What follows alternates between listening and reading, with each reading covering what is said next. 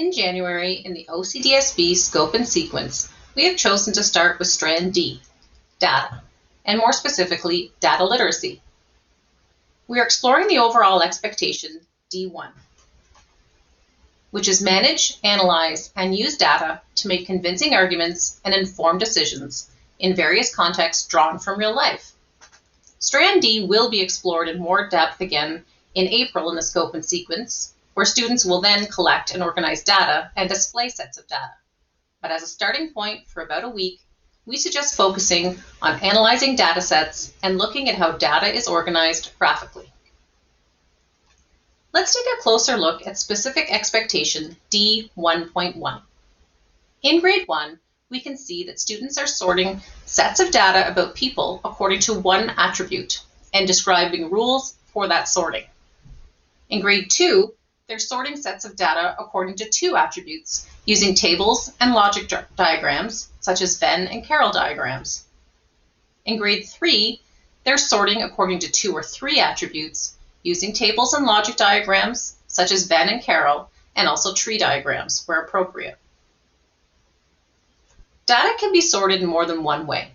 For example, the same set of data can be sorted in a Venn diagram, a Carroll diagram, and a two-way table. Different sorting tools can be used for different purposes. A two-circle Venn diagram can be used to sort data based on two characteristics, like red and large, of two attributes, such as color and size.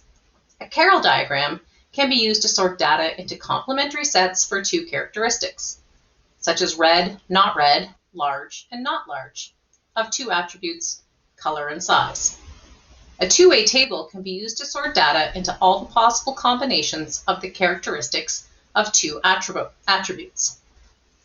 It's important to note that a variable is any attribute, number, or quantity that can be measured or counted. Let's take a closer look at D1.5. In grade 1, students are analyzing different sets of data presented in various ways, such as tally tables, concrete graphs, and pictographs. They're asking and answering questions about the data, drawing conclusions, and making convincing arguments and informed decisions. As we move into grade 2, they're looking at different sets of data presented in various ways, including logic diagrams, line plots, and bar graphs. In grade 3, as they analyze different data sets, they're looking also at frequency tables and in graphs with different scales. And again, answering questions about the data, drawing conclusions, and making convincing arguments. Different representations are used for different purposes to convey different types of information. Venn and Carroll diagrams are used to compare data with two different attributes. They help to ask and answer questions like, what's the same and what's different? Line plots and bar graphs are used to show the difference between frequencies quickly and at a glance. They help to ask and answer questions like, which is greatest and which is least? Questions of interest are intended to be answered through the analysis of the representations. Sometimes the analysis raises more questions that require further collection, representation, and analysis of the data.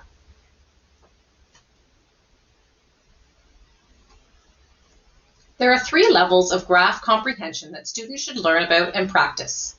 Level 1 is that the information is read directly from the graph and no interpretation is required. For level 2, information is read and used to compare.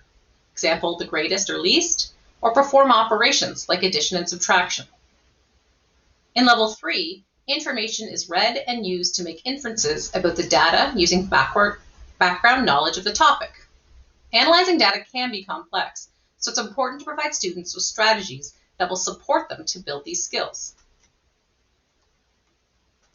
A great way to get students to start exploring data sets and looking at how data is organized graphically is through visual images using data or math talks. This pedagogical strategy is similar in structure to a number talk, but instead of numbers, students are shown a data visual and asked what interests them.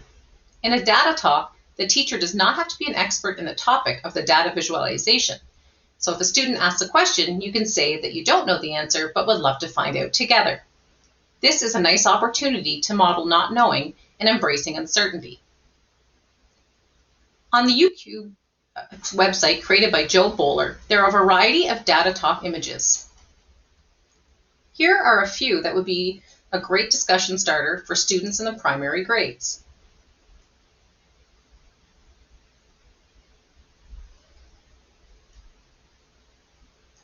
A link has been provided at the bottom of this newsletter to the UCube site, and specifically for data talks. Another place to access rich visuals for exploring data sets and looking at how data is organized graphically is in the Scope and Sequence under Resources to Support for Strand D in January. For grades 1 to 3, you can click on the slide decks created for Math Talks. Each slide deck starts with possible prompts you could be using with your students.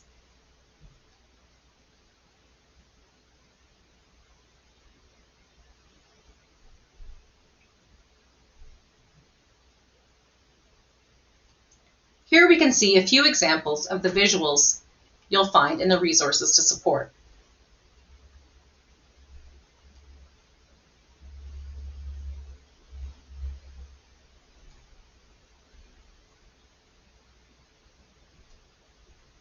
If you have any further questions about data literacy in January for the Scope and Sequence, please contact us at numeracy@ocdsb.ca.